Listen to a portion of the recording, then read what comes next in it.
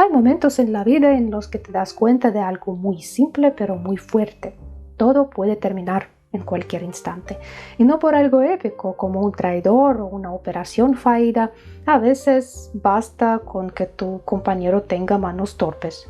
Ese día íbamos directamente al centro de Londres. John iba tranquilo, como siempre, demasiado tranquilo diría yo. Era un científico de primer nivel, un experto en literatura y muy profesional en lo suyo, pero con la tecnología y en particular con los coches tenía una relación muy complicada. Ese día había arrancado el motor con el cebador y se le había olvidado quitarlo, así que el coche empezó a toser y finalmente se detuvo en plena calle en el centro de Londres. Se nos acercó un policía y yo sentí que en cualquier momento iba a mojar el asiento del susto, porque si el policía me hablaba y yo respondía, iba a notar que no era inglés. Pero el agente, muy amable, le habló a John, le señaló el problema, le ayudó a volver a arrancar el coche y nos deseó buen viaje y se fue. Y yo en ese momento me hice una promesa de que nunca iba a volver a subir a un coche si John Cairncross estaba al volante. Así contaba unos de sus tantos días el oficial soviético Yuri Modin, el hombre que era el supervisor del grupo de espías británicos más conocido de todos los tiempos, los 5 de Cambridge. Ese día se salvaron gracias a la cortesía y los modales británicos, y de hecho esa misma cortesía famosa y su fe en el honor y en la buena voluntad jugaron un papel enorme en el éxito de las actividades de espionaje de esos 5 hombres provenientes de la élite de la sociedad británica, que aún así trabajaban para la Unión Soviética, trabajaban gratis, por convicción. De eso hablaremos hoy, quiénes fueron los 5 de Cambridge, cómo surgieron y por qué los aristócratas británicos decidieron espiar para la Unión Soviética y sin cobrar un centavo. Me llamo Julia, empecemos.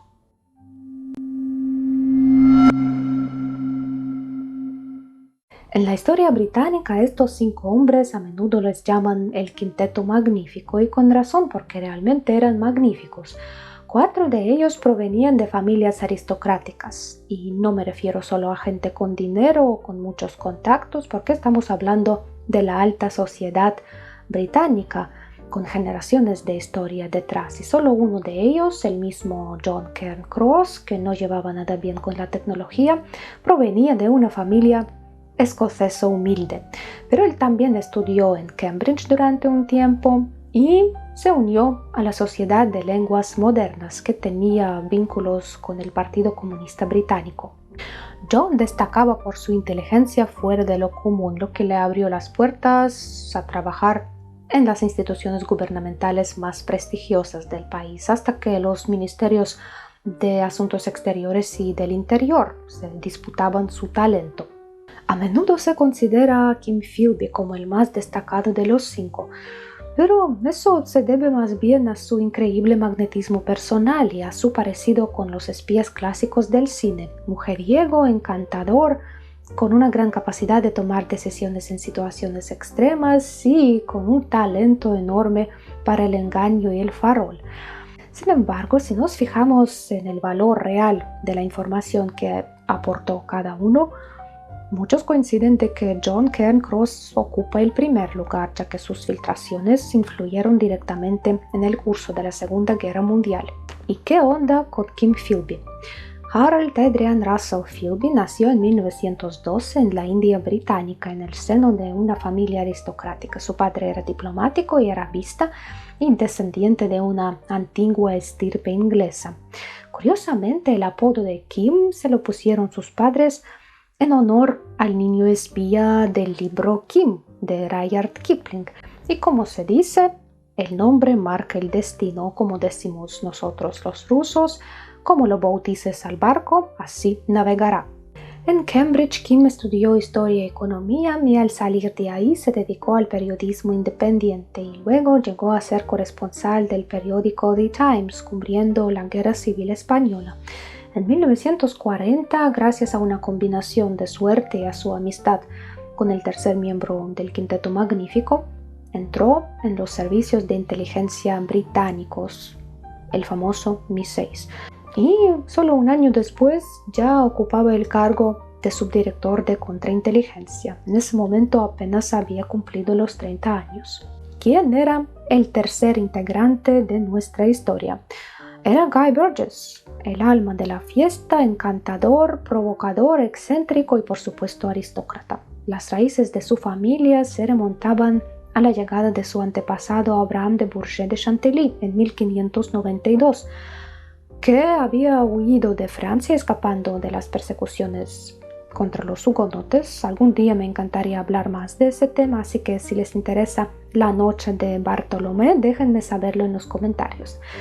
Pues la familia de Abraham se estableció en Kent y se convirtió en una exitosa familia de banqueros y más adelante también se destacaron en el ámbito militar.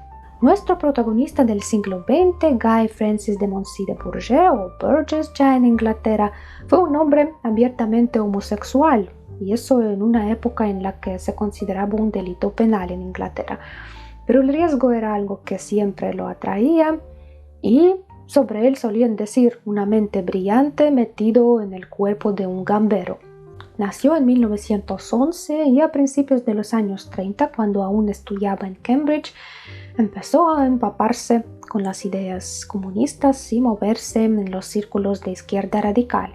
En 1934 viajó a Alemania y a la Unión Soviética para ver con sus propios ojos la diferencia entre esos dos sistemas, el sistema soviético y el fascista.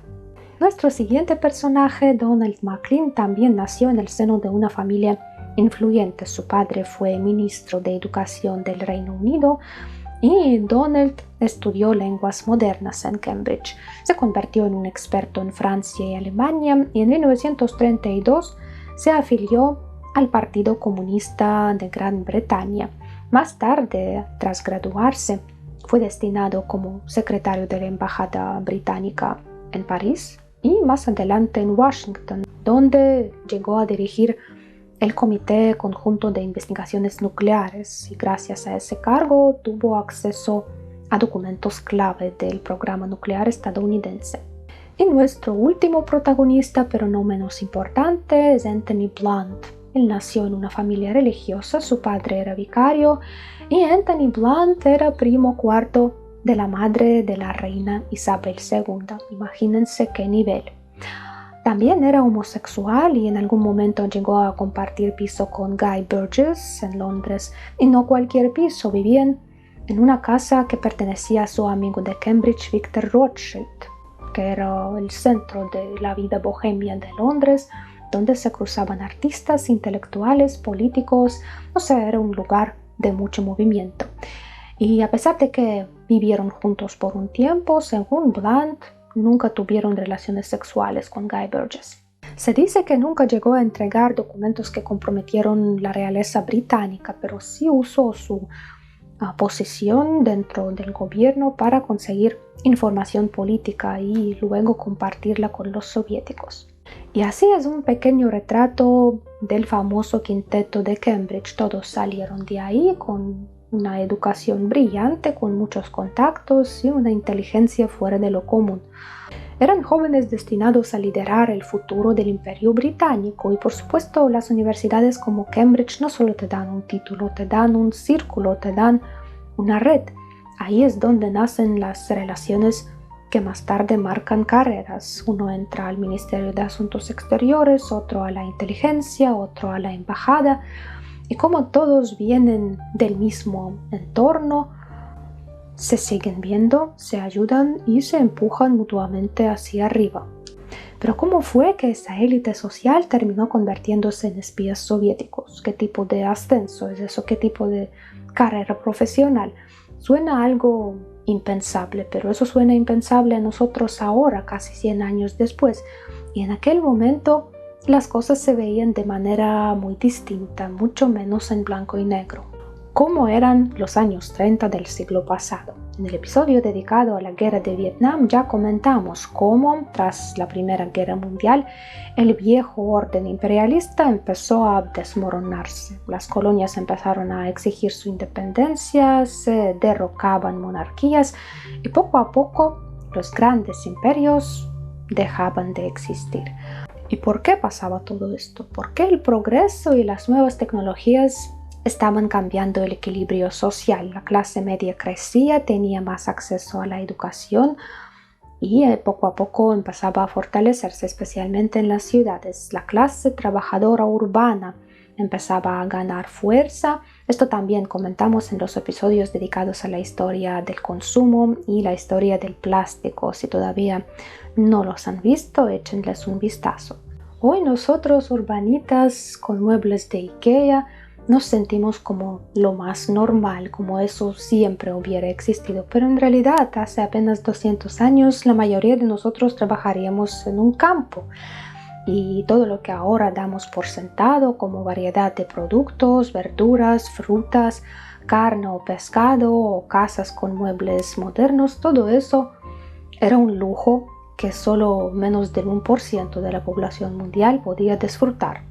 Y fue a principios del siglo XX cuando el panorama empezó a cambiar y encima bajo lemas como igualdad, fraternidad y libertad, el poder en el Imperio ruso pasó a manos de quienes se proclamaban auténticos comunistas.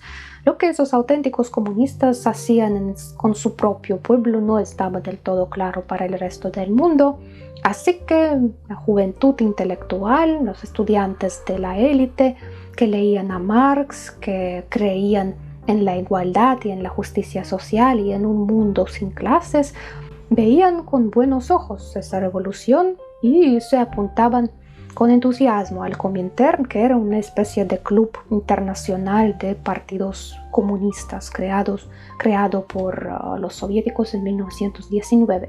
¿Qué veía esa juventud por el mundo en los años 30? Pues la Gran Depresión en Estados Unidos, enormes problemas económicos en la imperialista Gran Bretaña, que estaba perdiendo poco a poco su autoridad, una España empobrecida que ya había perdido todas sus colonias de ultramar, e Italia con miles de personas huyendo del país, de la pobreza, rumbo a Sudamérica, buscando una nueva vida. Y por supuesto veían a una Alemania de posguerra, furiosa y dolida tras la Primera Guerra Mundial, que se convirtió en el terreno perfecto para el crecimiento del fascismo y de ahí el nazismo. Para cualquiera con un poco de educación era evidente que el mundo se encaminaba hacia otra gran guerra y que en esta gran guerra el principal antagonista sería los regímenes fascistas y nazi.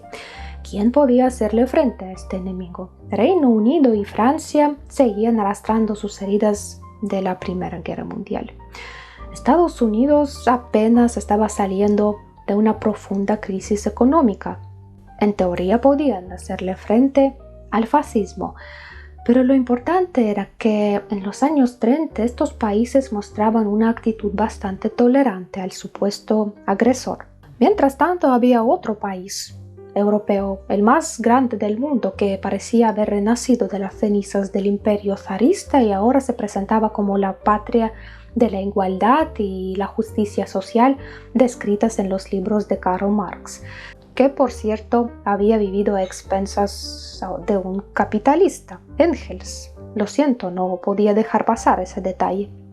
Vale la pena mencionar otro detalle interesante: los emigrantes rusos de la primera ola que fueron expulsados por los soviéticos a principios del siglo XX, y en su mayoría era la élite de la sociedad rusa, era gente con una buena educación, y ellos se establecieron en Occidente y ahí crearon una imagen de la elevada espiritualidad rusa, y a menudo esa imagen también se extendía a los soviéticos como si fueran lo mismo. Mucha gente decía: miren qué educados son, miren cómo hablan francés, cómo bailan, cómo pintan, cómo bordan en punto de cruz. Esa gente debe provenir de un país maravilloso. En Francia y en Reino Unido estaba muy de moda este estilo existencialista ruso, y muchos intelectuales pensaban que la URSS era una continuación de este profundo espíritu ruso, purificado ya de la decadencia imperial. Nadie se preguntaba por qué entonces esa gente había huido de ese supuesto paraíso, y lo curioso es que ese mismo autoengaño colectivo, esa percepción, se puede ver incluso en la situación de hoy. Pues el marxismo llegó a la Universidad de Cambridge y ahí se puso muy de moda. Los estudiantes participaban en distintos clubes de idiomas, literatura, historia y en todos estos espacios la política siempre estaba sobre la mesa. Y en este contexto la propaganda soviética y la creación del Comintern fueron un golazo porque la estrategia soviética no solo era captar comunistas convencidos, sino buscar jóvenes brillantes de familias influyentes que pudieran meterse en las estructuras del poder y cambiar las cosas desde adentro. Uno de los reclutadores era un hombre llamado Arnold Deutsch, un agente encubierto que nació en Austria y fue miembro del Partido Comunista Austriaco, quien tras su viaje a Moscú en 1928 se unió al Partido Soviético y terminó trabajando para los servicios de inteligencia de la URSS. Y básicamente fue Arnold Deutsch quien creó una red de espías por toda Europa. Y aquí vale la pena hacer una aclaración. Aunque todos los miembros de los 5 de Cambridge se conocían entre sí e incluso algunos eran amigos, nunca trabajaron en equipo, al estilo Chip y Dale. Cada uno trabajaba por su cuenta, completamente independiente. Sabían que los demás también colaboraban con la URSS, pero a menudo no tenían ni idea de qué información sacaba cada uno de ellos, ni qué misiones tenían. Así que en realidad no existía ningún quinteto magnífico. Lo que sí existía eran 5 espías excepcionales que se conocían entre sí y que se habían representado unos a otros al representante del NKVD. El primero del grupo de los 5 que fue reclutado por Arnold Deutsch fue Kim Philby. Tras graduarse, se une a la Federación Mundial de Ayuda a las Víctimas del Fascismo Alemán, que brinda asistencia a los perseguidos por la Alemania nazi. Y como parte de esa organización, en 1933, él viaja a Austria, donde se conoce a una mujer austriaca comunista llamada Lizzie Friedman, de origen judío, que en ese momento está en peligro porque ya comienzan las persecuciones contra los judíos. Y para salvarla, Kim Philby se casa con ella y en abril de 1934 la saca de Austria rumbo a Londres.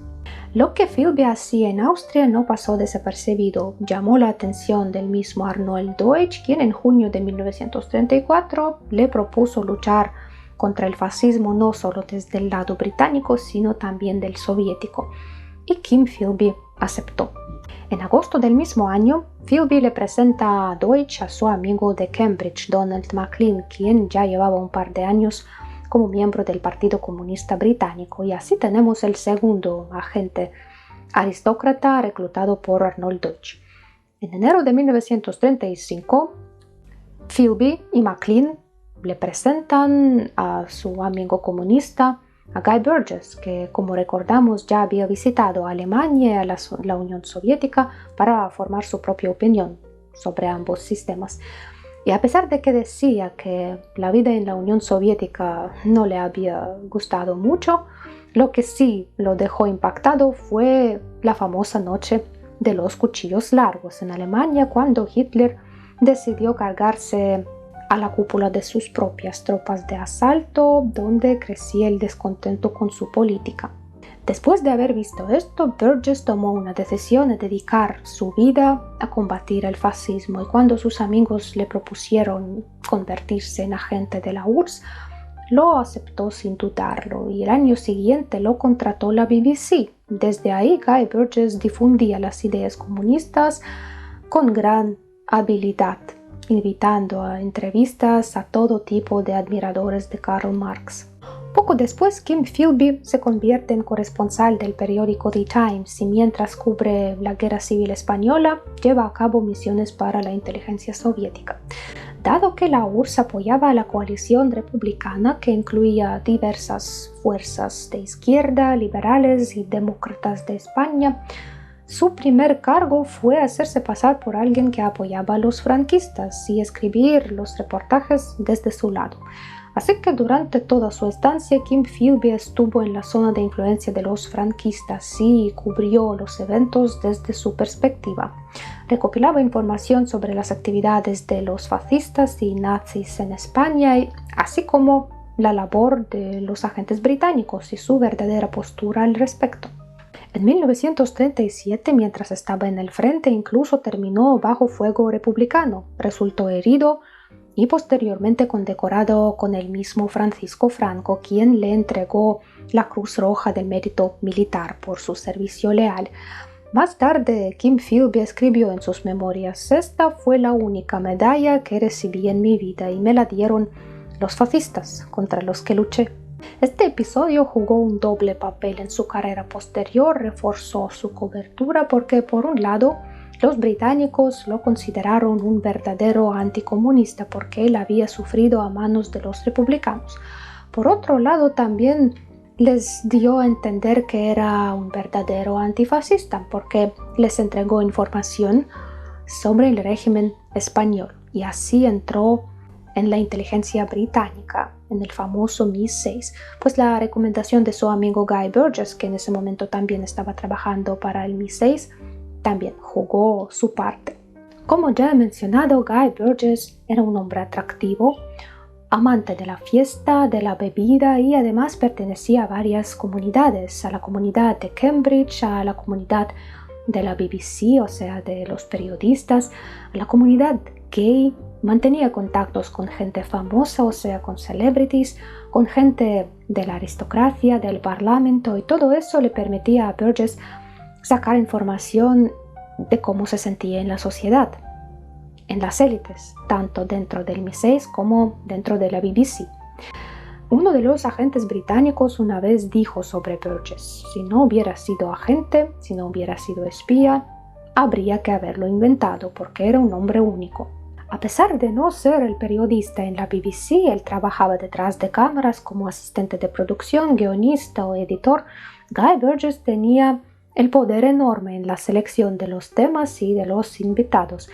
Así que los que aparecían en los programas de la BBC a menudo terminaban promoviendo ideas comunistas ante los oyentes británicos, y cuando en 1940 Guy Burgess pasó a trabajar en el Ministerio de Asuntos Exteriores, empezó a enviarle a los soviéticos desde la correspondencia diplomática hasta los planes británicos en caso de una guerra en Europa.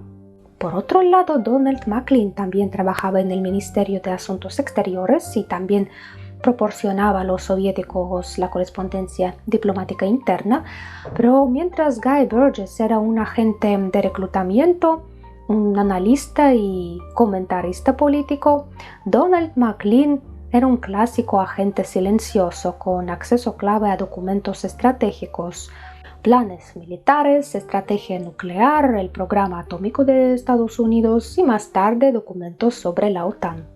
En otras palabras, Guy Burgess proporcionaba los retratos de los líderes occidentales, a quienes temían, a quienes respetaban, qué pensaban, y su fuerza mágica radicaba en su red de contactos, en manipulación e implicación ideológica. Y la fuerza mágica de Donald Maclean estaba en los documentos exclusivos relacionados con el balance militar global. Pero la información vital para la URSS vino de John Cairncross, que en 1941 pasó a trabajar en el centro secreto de Bletchley Park, que se encargaba de descifrar los mensajes de los países del eje, Alemania, Italia y Japón. Estos mensajes estaban escritos con la famosa máquina alemana Enigma, que fue capturada por los británicos en mayo de 1941, y desde entonces trabajaban sin descanso en descifrar sus códigos. Esa actividad, esa operación se llamó Ultra y un círculo muy reducido de personas tenían acceso a esa información. Mucha gente que trabajaba en este centro ni siquiera se conocía. Eran los matemáticos más brillantes del país, campeones de ajedrez, criptoanalistas, expertos en lenguas extranjeras, y John Cairncross se convirtió en una fuente de información irreemplazable en ese momento porque los aliados no compartían con Stalin lo todo, no tenían confianza en él y al mismo tiempo temían que la información se filtrara y que los alemanes cambiaran los códigos. Y hay que decir que esa desconfianza tenía sus motivos. En ese momento el mundo aún no sabía sobre el pacto Ribbentrop-Molotov, con el que en 1939 Stalin y Hitler básicamente se habían repartido Europa del Este. Y aún así, en Reino Unido siempre sospecharon que Stalin jugaba a dos bandos.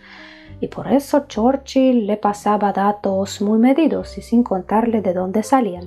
En 1941, Churchill intentó advertir a Stalin sobre una amenaza inminente por parte de los alemanes hacia la URSS, pero Stalin no le creyó, pensando que los británicos simplemente querían arrastrarlo en su guerra.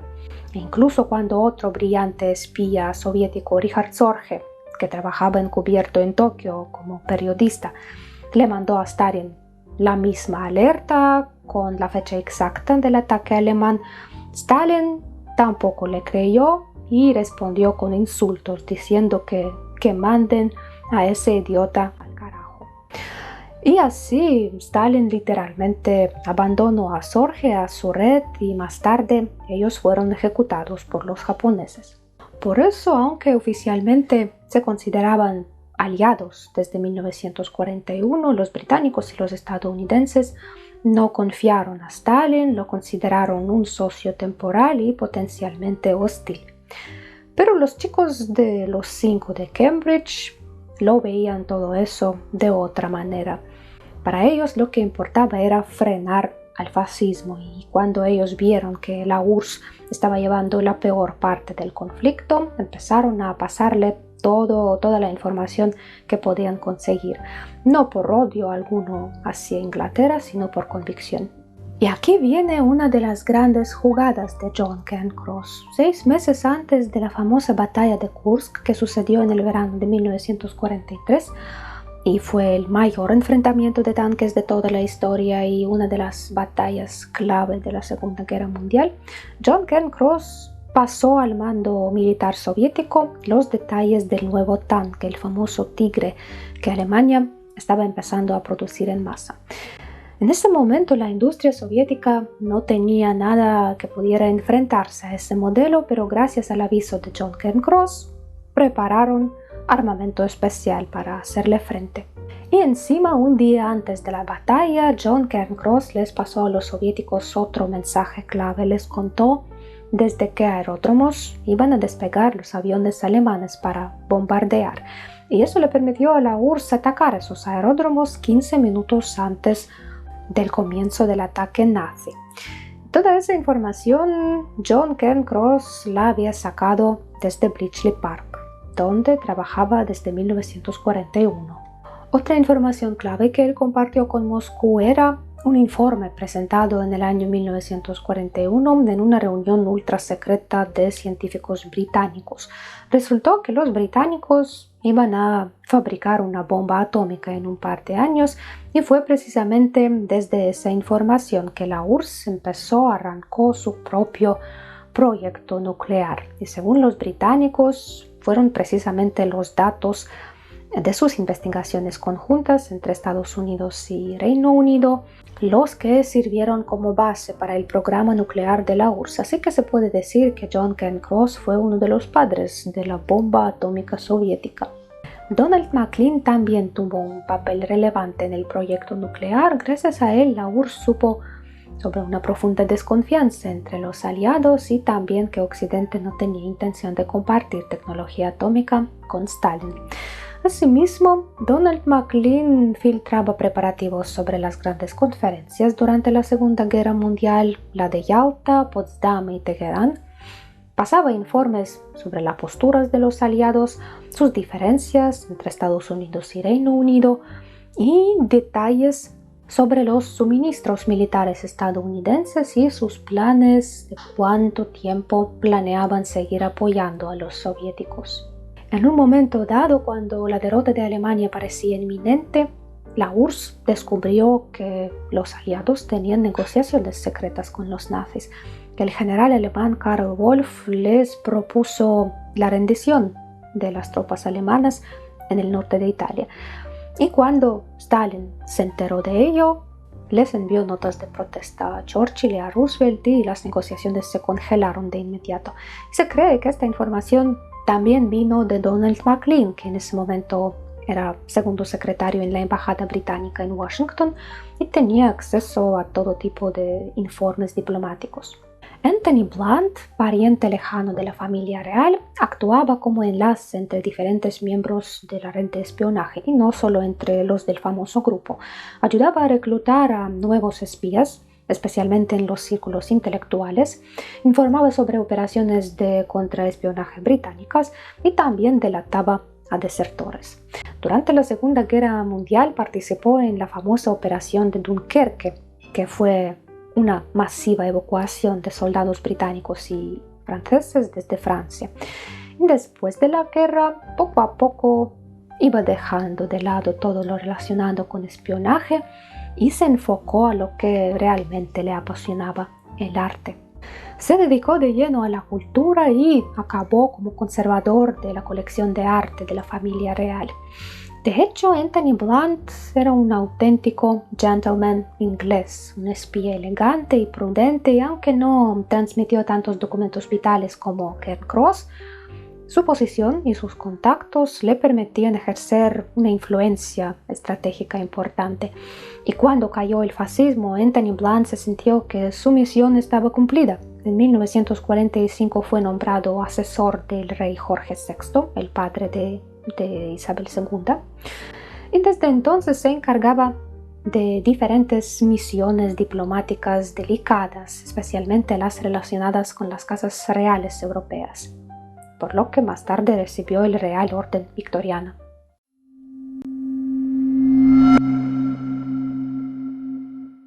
Pues la Segunda Guerra Mundial se acabó y ¿qué hacían los demás del famoso Quinteto Magnífico?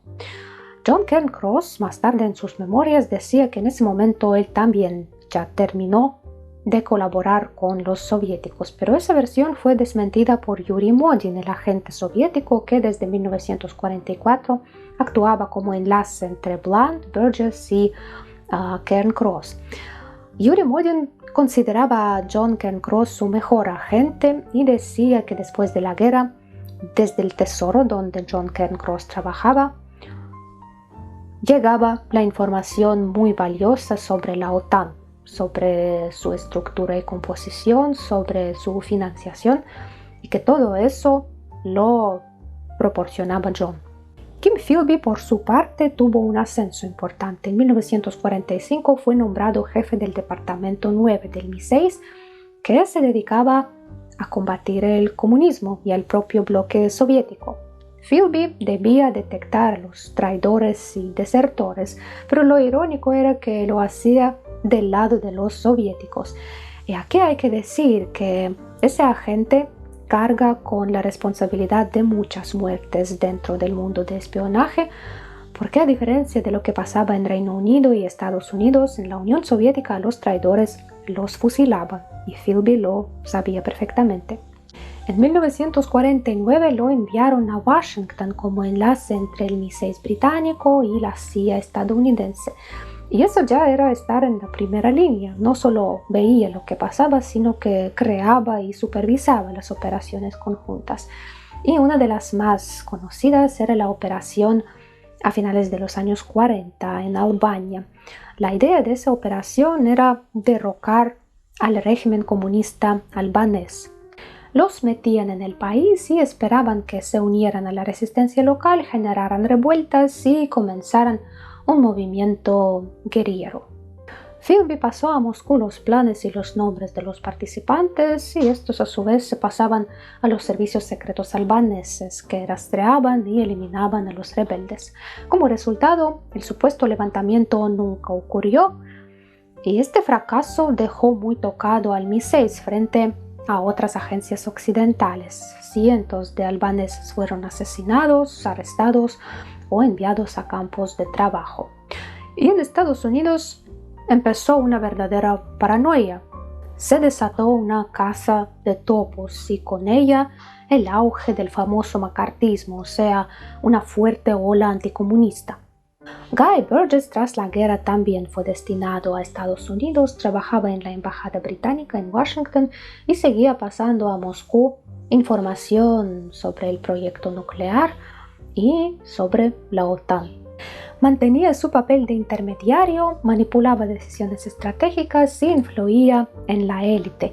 Y ahora su colaboración con Donald Macklin era muy estrecha porque este trabajaba como secretario en el Comité Conjunto de Energía Atómica del Reino Unido y Estados Unidos y tenía el nivel más alto de acceso a documentos sobre el programa nuclear, sobre el proyecto nuclear. Así que filtraban al Kremlin todo, sean documentos sobre la cooperación, detalles de negociaciones o informes sobre la política interna y mucho más. Y aquí surge una pregunta inevitable y muy lógica. ¿Por qué estos aristócratas seguían colaborando con la URSS, incluso cuando sus actividades ya perjudicaban a su propio país y a sus aliados? ¿Qué los motivaba a seguir trabajando con los soviéticos? Hay que entender que ninguno de los 5 de Cambridge sentía un amor profundo por el régimen soviético. Por ejemplo, cuando Yuri Modin le propuso a Anthony Blunt que escapara a la URSS ante el riesgo de ser descubierto, Anthony Blunt le respondió: «Conozco muy bien cómo vive su pueblo y para mí esa vida es insoportable e impensable». Pero lo que realmente los marcó fue el tema del arma nuclear. Estaban convencidos de que ningún país en el mundo debía tener el monopolio de semejante poder, porque eso equivaldría a la muerte de sus rivales. Así que el combate contra el fascismo se convirtió en una lucha contra un mundo unipolar. Según estos caballeros británicos, ningún país debía tener la capacidad de chantajear al mundo entero. Y lamentablemente no imaginaron que sería precisamente la URSS que usaría esa arma como instrumento de chantaje y presión, y más tarde su heredera Rusia acabaría desarmando al mundo con el miedo. Por supuesto, nuestros héroes no podían imaginar un futuro así y en ningún momento creyeron que estaban traicionando a su patria. Sentían que le estaban dando a la URSS información vital que los políticos británicos y estadounidenses ocultaban. Y con gente como ellos no es raro que en Estados Unidos se generara una paranoia.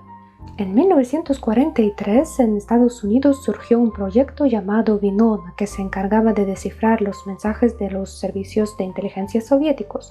Este proyecto permaneció hasta 1980 y 15 años más siguió siendo completamente secreto. Y gracias a este proyecto, a mediados de los años 40 empezaron a salir a la luz los agentes que trabajaban para la URSS y que parecían estar por todo el territorio estadounidense. El proceso de descifrado iba a un ritmo muy lento, con un retraso de unos 5 años, o sea, a principios de los años 50 todavía estaban descifrando los mensajes de los años 40. Y así, en abril de 1951, descifraron un mensaje que hablaba de un agente llamado Homer, que pasaba toda la correspondencia diplomática entre Londres y Washington, y de vez en cuando ese Homer volaba de Londres a Nueva York porque ahí tenía una esposa estadounidense embarazada. Como sabemos, Homer era Maclean y efectivamente tenía una esposa estadounidense que en 1945 estaba embarazada y vivía en Nueva York. Esta información llegó a Kim Philby y él se da cuenta de que es necesario advertir de alguna manera a Maclean, que en ese momento vive y trabaja en Londres. Aquí nuevamente es necesario hacer un pequeño paréntesis porque muchas veces, gracias a las películas, tenemos la imagen de un espía como un macho atractivo, con un estilo impecable, nervios de acero y siempre tranquilo, pero en realidad no es así. Y estos individuos, aunque excepcionales, también tienen todos los sentimientos humanos como cualquiera. Y cuando estás llevando una doble vida durante décadas, la tensión es enorme. Esta tensión necesita liberarse de alguna manera y en particular Guy Burgess, el fiestero del grupo, se desahogaba con alcohol y con salidas nocturnas. Todos en el MI6, en la BBC y hasta en las embajadas sabían que su vida era un caos total. Peleas en bares, lesiones, cada vez que lo enviaban de vacaciones se convertía en un catálogo de borracheras y desmadre, lo que incluso empeoraba la actitud homofóbica hacia él por parte de muchos funcionarios. Pero Guy Burgess mantenía la confianza de sus superiores porque como empleado, como agente, era increíblemente productivo. Podía dar una conferencia de historia, de arte, en una reunión diplomática sin ninguna preparación. Realmente tenía una mente brillante y activa. Y por eso, en julio de 1950, lo enviaron a Washington como segundo secretario de la Embajada Británica. Ahí sus paseos no cesaron, sino que aumentaron, y tanto fue así que en algún momento Kim Philby terminó alojándolo en su propia casa para poder controlarlo un poco. Y cuando en 1951, en abril, surgió la amenaza sobre McLean, Philby decidió enviar a Burgess en su ayuda, porque aunque sus actividades, sus acciones fueran extrañas, ya no despertaban sospechas. Guy Burgess debía ir a Londres para advertir a McLean que su identidad está a punto de ser revelada y que necesitaba huir a Moscú. Philby le dio instrucciones estrictas de acompañar a McLean hasta Suiza, entregárselo al agente soviético, pero luego regresar a Londres, porque si los dos huían, no solo pondría en duda a sí mismo, sino también a Kim Philby, porque era su anfitrión. Viajar a Londres sin ninguna razón tampoco era fácil. Cualquier viaje de trabajo debía estar aprobado y no había tiempo para ello. Entonces Guy Burgess ideó una astuta jugada. Consiguió 3 multas por exceso de velocidad y conducir ebrio. Y el gobernador del estado Virginia se quejó al embajador británico diciendo que esto es demasiado ya. Nos tiene hartos con sus fiestas y ahora está violando la ley sin ningún remordimiento. Así que la embajada británica no tuvo más remedio que enviar a Guy Burgess de vuelta a Londres, donde se encontró con Donald McLean y le dijo de que lo estaban vigilando y que Moscú le había ofrecido un puente para escapar. Donald McLean tampoco estaba en su mejor estado. Había pasado por tiempos difíciles en el Cairo, donde su mujer Melinda había tenido un romance con un egipcio. Donald McLean empezó a beber, pelear y contar sobre su vida doble estando borracho. Después de uno de esos episodios, Melinda le dijo al embajador británico en el Cairo que su marido estaba enfermo y que necesitaba urgentemente volar a Londres para ver a su médico, y así ellos regresaron a Inglaterra. Reiniciaron su vida familiar, quedaron embarazados de su tercer hijo, y aún así Donald McLean vivía en una constante tensión nerviosa, y la llegada de Guy Burgess y sus noticias solo empeoraron ese estado. El día designado para la fuga fue su 38º cumpleaños, el 25 de mayo de 1951. Donald llegó del trabajo del Ministerio de Asuntos Exteriores, luego apareció Guy Burgess y después de una cena festiva, ambos se subieron al coche y se dirigieron hacia Southampton, donde tomaron un ferry hacia Francia y ahí desaparecieron. Guy Burgess también decidió huir a Moscú, rompiendo la promesa que le había hecho a Kim Philby. Según algunas fuentes, en Londres a Guy Burgess lo habían despedido debido a su comportamiento descontrolado, o lo habían obligado a renunciar, lo que significaba el fin de su carrera. Pero no estaba bajo sospecha, así que algunos dicen que fue McLean que le pidió que lo acompañara hasta Moscú porque temía que no pudiera hacerlo solo. O tal vez simplemente Guy Burgess quisiera ver la vida soviética de posguerra, la capital del floreciente comunismo que había derrotado al fascismo, visitar restaurantes, divertirse y luego regresar a Londres, tan desapercibido como se fue. Sin embargo, ni Burgess ni McLean pudieron disfrutar de la vida en Moscú de inmediato. A su llegada los enviaron a una ciudad cerrada de Kuibyshev, que ahora se llama Samara, donde permanecieron bajo la supervisión del KGB hasta la muerte de Stalin en 1953.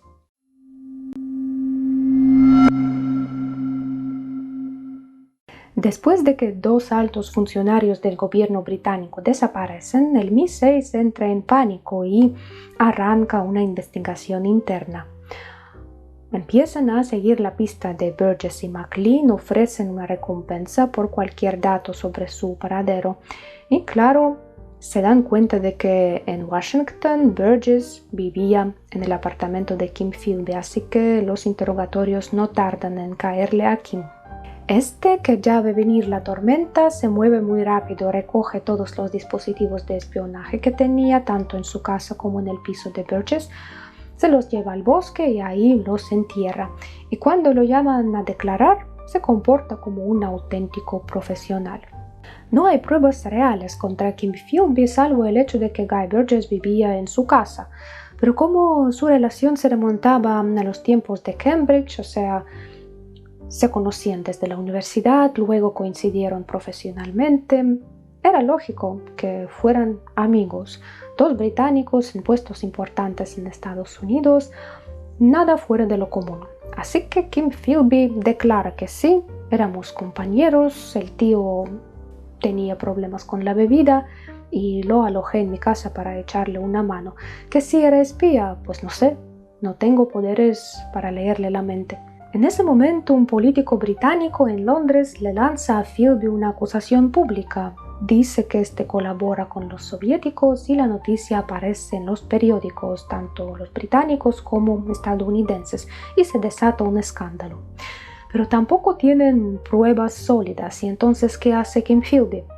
Él amenaza con demandar al diputado y a los periódicos y da una brillante rueda de prensa. Con su encanto habitual, Kim Philby dice: me tienen bajo lupa desde todos los frentes. No han encontrado nada, pero me han arruinado la carrera y manchado la reputación. El ministro de Asuntos Exteriores británico, por su parte, declara que no hay ninguna razón para sospechar que el señor Harold Philby sea espía. Le piden disculpas, pero también le piden que dimita del MI6. Mientras tanto, en Londres, Sir Anthony Blunt, el curador de la Galería de Arte Real y ex-espía soviético, vuelve al juego por un momento. Tan pronto como los amigos de Guy Burgess se enteran de que este desapareció, Anthony Blunt visita su apartamento en Londres y destruye cualquier prueba que pudiera delatarlos. Sin embargo, cuando más tarde los agentes del MI6 logran forzar la entrada, ellos sí encuentran un documento con anotaciones manuscritas en un papel oficial del Ministerio de Exteriores. Y tras analizar la caligrafía, ellos descubren que estas notas no pertenecen a Guy Burgess, pero sí pertenecen a otro funcionario, John Cairncross, que antes trabajaba en el ministerio, pero ahora está en el Tesoro. Y a partir de ahí empiezan a vigilarlo también y lo citan para varios interrogatorios. Pero esta vigilancia tampoco da resultados. En una de las reuniones previstas, el agente de enlace soviético Yuri Modin detecta a unos tipos sospechosos en el lugar del encuentro y también nota que John Cairncross está fumando y él no era fumador habitual. Así que Modin entiende la señal y se marcha. Esa pista del cigarrillo también la notan los agentes del MI6, pero como no consiguen atrapar a nadie en el acto, no tienen pruebas. Y en los interrogatorios, John Cairncross también dice que sí conocía a Guy Burgess desde la universidad, desde Cambridge, que todos eran compañeros de estudios, a veces se reunían, bebían juntos y que tiene de raro eso.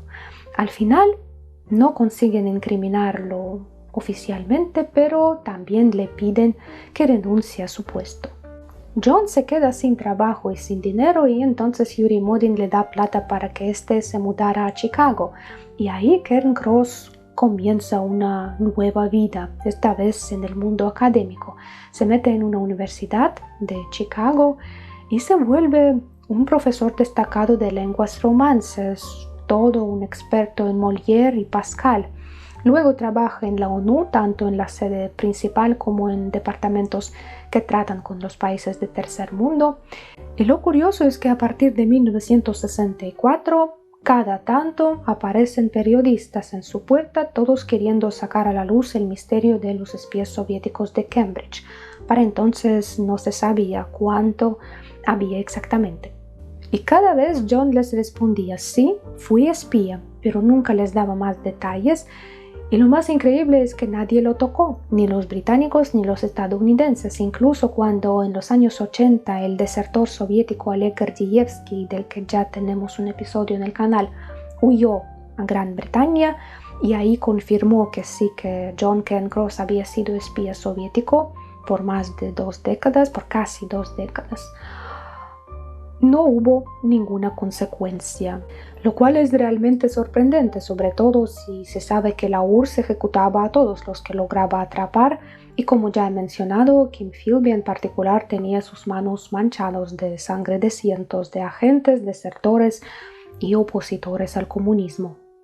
En cambio, John Cairncross abiertamente decía que había sido espía. Escribía sus memorias tituladas El espía del enigma, trabajaba en Estados Unidos, luego en Francia y más tarde regresó en Inglaterra, donde murió en 1995 a la edad de 82 años. ¿Qué pasó con los demás? La carrera de Kim Philby al principio también parecía acabada. En agosto de 1954, a duras penas consiguió trabajo como periodista, pero ya no tenía acceso a ninguna información valiosa, así que en la práctica dejó de operar como agente para los soviéticos. 2 años después lo enviaron a Beirut, al Líbano, como corresponsal freelancer. Ahí se casó por tercera vez, esta vez con una estadounidense, Eleanor Brewer, y se instaló en la casa de su padre, que como ya sabemos era experto en cultura árabe y tenía muchos contactos en Oriente Medio, y fue precisamente su padre quien lo ayudó a avanzar en su carrera en Líbano gracias a esta red de conexiones. Al mismo tiempo, el MI6 volvió a contratar a Philby como agente externo y pagado por encargo, y durante varios años Kim trabajó tranquilamente para ellos mientras viajaba por la región. Pero a comienzos de los años 60, empezaron a aparecer cada vez más desertores soviéticos desilusionados con el régimen que se entregaban a diversas autoridades occidentales, y aunque nadie mencionaba su nombre, en Estados Unidos ya estaban convencidos de que el tercer topo británico era Philby. Entonces el MI6 envió a Beirut a un amigo de Philby, Nicholas Elliott, para que intentara conseguir una confesión. No está claro si alguien le avisó a Philby, pero su esposa Eleanor luego contaba que a finales del año 1962 él estaba cada vez más tenso, deprimido y bebiendo sin control. Una vez lo encontró completamente borracho, llorando la muerte de una pequeña zorra doméstica que había caído del balcón. Así que cuando Elliot lo visitó, se lo encontró en el mismo estado, borracho y encima con la cabeza vendada. Philby admitió las acusaciones, pero dijo que no estaba preparado para un interrogatorio serio ni para firmar algo. Pidió una semana más y Elliot aceptó. Pero el 23 de enero de 1963, Kim Philby salió de su casa en Beirut y nunca más se lo volvió a ver por ahí. Él logró colarse en un barco de cargo rumbo a Odessa, una ciudad ucraniana, y de ahí lo llevaron a Moscú. El 30 de julio del mismo año, las autoridades soviéticas oficialmente anunciaron que le habían otorgado ciudadanía soviética y asilo político. Y se cree que de hecho el MI6 había dejado abierta la puerta intencionalmente para que Philby escapara, y con tal de evitar un juicio público embarazoso para el MI6. En 1964, Anthony Blunt, por voluntad propia, confesó a los del MI5 su colaboración con la inteligencia soviética. Lo hizo a cambio de inmunidad, y su actividad de espía se mantuvo en secreto hasta 1979, cuando la primera ministra Margaret Thatcher reveló esa información. Entonces se le retiró el título de caballero, pero el acuerdo de inmunidad siguió vigente, así que no fue procesado y continuó su carrera académica. Después de que su traición saliera a la luz, Blunt recibió más de 200 cartas de apoyo y solo 6 personas le escribieron para criticarlo. La Asamblea de la Universidad de Londres tampoco le retiró su título de profesor para evitar parecerse a la costumbre soviética, que siempre anulaba títulos y méritos tras un escándalo. Y entonces Desde 1979 y hasta su muerte en 1983, Anthony Blunt trabajó en sus memorias, que luego fueron depositados en la Biblioteca Británica dentro de un contenedor sellado porque su publicación fue prohibida por 25 años y solo en 2009 su obra se hizo pública como libro de memorias. ¿Qué fue de los otros tres que se fugaron a la URSS? Aunque Burgess y McLean se huyeron en 1951, durante mucho tiempo no hubo pruebas contra ellos. La CIA y el MI6 solo tenían sospechas, hasta que en 1954 un oficial soviético, Vladimir Petrov, desertó a Australia, se entregó a las autoridades locales y ahí confirmó que Burgess y McLean habían sido espías soviéticos desde los años 30 y que ahora vivían en la URSS. 2 años después, Nikita Khrushchev, el líder soviético, confirmó que estos dos realmente estaban en el territorio soviético y que se les había otorgado la ciudadanía soviética. Y en 1964 se supo lo de Kim Philby. ¿Y cómo les fue allá? Empecemos con Guy Burgess, porque él pensaba que iba a Moscú de visita y luego regresaría a Londres como si nada, pero no pudo volver y entonces cayó en una especie de aislamiento emocional y cultural. A diferencia de Donald McLean, quien aprendió ruso y intentó adaptarse a su nueva realidad, Guy Burgess nunca logró integrarse en la vida soviética. Tras una condena pública en Reino Unido y amenazas de arresto, regresar a Londres fue imposible, aunque Guy Burgess intentaba conseguir el permiso, pero luego temió arriesgarse y se quedó en Moscú. La Unión Soviética tampoco lo recibió con los brazos abiertos. Su homosexualidad, el estricto control social y las muchas limitaciones cotidianas del régimen del sistema fueron muy difíciles de sobrevivir para alguien tan excéntrico y amante de la libertad como él.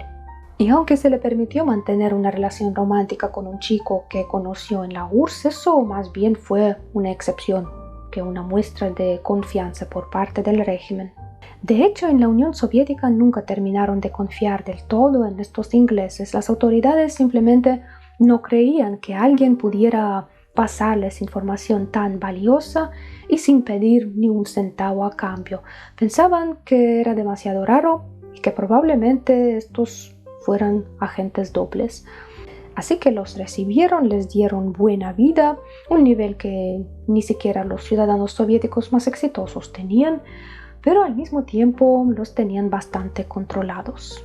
Guy Burgess trabajaba a tiempo parcial en la editorial de literatura extranjera, ayudando a traducir clásicos ingleses, pero la mayor parte del tiempo la pasaba solo, bebiendo, y su salud iba cada vez peor. De vez en cuando recibía a los periodistas extranjeros que lograban entrar al país y siempre insistía que había elegido vivir en un país socialista porque se consideraba socialista. Pero en realidad, en el fondo, se encontraba atrapado entre los ideales de su juventud y la dura realidad del estado en el que había terminado viviendo. Su compromiso político le costó todo lo demás que valoraba: la posibilidad de mantener relaciones cercanas, una vida social activa e incluso estar junto con su madre cuando ésta murió. Por eso él bebió mucho y falleció el 30 de agosto de 1963 por una insuficiencia hepática, con apenas 52 años. Según su última voluntad, la urna con sus cenizas fue enviada a su familia en el Reino Unido. Donald McLean, en cambio, sí logró adaptarse, aprendió ruso y consiguió un doctorado. Se convirtió en un respetado experto en temas económicos e incluso publicaba sus trabajos bajo un seudónimo Smadjayevsky. Después de un tiempo, su mujer Melinda y sus hijos se unieron a él en Moscú, pero el matrimonio otra vez se vio en crisis. Por un lado, porque Donald McLean seguía bebiendo y se volvía agresivo, y por otro lado, porque su esposa Melinda comenzó un romance con Kim Philby, que acababa de llegar. Al enterarse, McLean cortó su relación con Philby, cuya esposa también lo abandonó tras descubrir la traición. Kim y Melinda pasaron juntos unos 3 años y luego, según algunas fuentes, Ella volvió temporalmente con McLean, pero en 1979 se marchó definitivamente a Occidente. Donald McLean murió en 1983 a los 69 años y la causa de su muerte fue un infarto. La urna con sus cenizas también fue enviada en el Reino Unido y más tarde uno de sus hijos la trasladó a Estados Unidos, donde residía su familia. Y es interesante que poco antes de su muerte, McLean escribió un texto crítico sobre el retroceso de la sociedad soviética en el que él señalaba el estancamiento en el desarrollo social, la parálisis del sistema político, la burocratización de la ciencia y de la diplomacia y la ausencia de debates abiertos, algo que contrastaba enormemente con su imagen del socialismo. En cuanto a Kim Philby, cuando llegó a Moscú en 1963, descubrió que no era coronel del KGB como le habían dicho. Él pensaba que iba a seguir trabajando en inteligencia, pero en realidad pasó muchos años sin ningún ocio y bajo vigilancia. Por supuesto le decían que era por su seguridad, pero en realidad simplemente no confiaban en él y temían que era un agente doble y que se escapara al Reino Unido. Los siguientes 10 años a su huida fueron los peores de su vida. Más adelante Kim Philby reconoció que pensaba en acabar con todo esto, pero no tuvo el valor y entonces decidió matar su salud con alcohol. Pero su vida dio otro giro cuando conoció otra mujer, Rufina Pukhova, 20 años menor que él, que le puso una condición. Ella le dijo que se casaría con él si Kim Philby dejaba de beber, a lo que él le respondió: te juro que nunca más. A mediados de los años 70 le asignaron un pequeño papel en la formación de nuevos reclutas del KGB y así por fin Philby pudo volver a hacer algo que realmente le interesaba. Hay un episodio muy conocido en el que Philby dio un discurso ante la cúpula del KGB en 1977 y esa fue su primera visita en la sede de inteligencia soviética. Durante su intervención agradeció la invitación, hizo muchas bromas, contó anécdotas sobre su trabajo en el Reino Unido y Estados Unidos y al final Philby dijo: desde que empecé a trabajar para la inteligencia soviética a mediados de los años 30, tuvo acceso a las oficinas de las mejores agencias de todo el mundo. Estuve en todos los edificios del MI6, de la CIA, conocí los pasillos de la inteligencia francesa y los de la turca, pero nunca me habían invitado a una oficina del KGB. En ese momento los presentes se quedaron un poco tensos, como pensando: ¿y ahora qué nos está reclamando o qué? Pero Philby hizo una pausa teatral y remató: por fin estoy aquí y me alegra profundamente estar entre amigos. Kim Philby murió en 1988 a la edad de 76 años en Moscú por una insuficiencia cardíaca. Era el único de los 5 de Cambridge que fue enterrado en Moscú, en la Unión Soviética.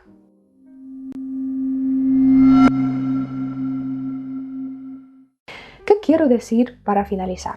Realmente estos 5 hombres fueron unos espías extraordinarios, espías que no cobraron por su trabajo, porque según ellos estaban sirviendo a unos ideales más grandes, a la paz y a todos los valores que habían absorbido en los pasillos de Cambridge.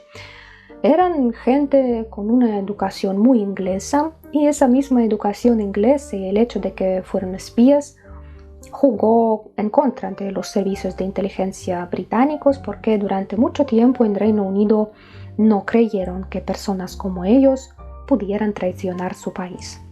A finales de los años 40, cuando un agente de la CIA envió un mensaje al MI6 indicando que probablemente tenían topos en sus círculos de liderazgo, él recibió la respuesta que decía: eso simplemente no puede ser, esta gente es gentleman. Este tipo de actitud negligente por parte de Gran Bretaña llevó a una grave ruptura en la colaboración de inteligencia angloamericana y también causó una desorganización y desmoralización prolongada en los servicios diplomáticos y de inteligencia británicos. Y en Estados Unidos, el Quinteto Magnífico provocó una creciente paranoia respecto al comunismo y desató una verdadera caza de brujas. También es importante entender que para la década de los años 30 del siglo XX, el espionaje todavía era una profesión bastante nueva. Ahora nos parece que la CIA y el KGB han estado ahí desde siempre, pero en realidad los servicios de inteligencia estaban empezando a formarse justamente en esos años. Y en este sentido, los 5 de Cambridge marcaron una clase y un ejemplo de profesionalismo que sigue siendo difícil para alcanzar porque realmente eran hombres de una mente excepcional. Mientras preparaba este tema me puse a pensar en algo. Me pasa a veces, ¿saben? A mediados del siglo XX, la gente creía que si más países creaban armas nucleares, eso equilibraría las fuerzas y calmaría a los más agresivos.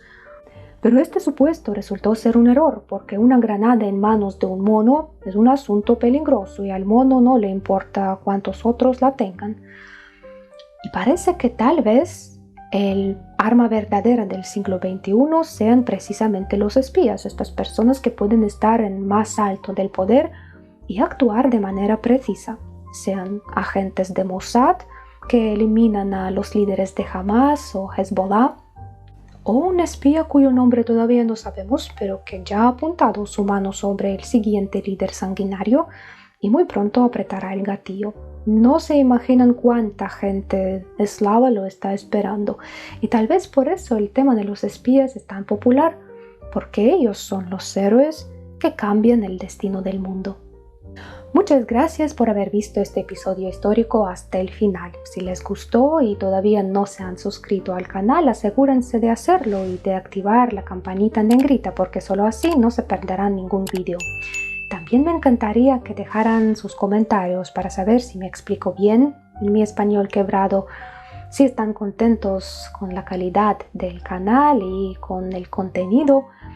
Compartan su opinión sobre los vídeos, ya que hay más de 50, o simplemente envíenle un saludo a mi querido gato, porque hace medio año que no aparece en cámaras, pero siempre está por ahí vigilándome mientras grabo. Espero verlos todos en el próximo episodio histórico. Chao, cacao.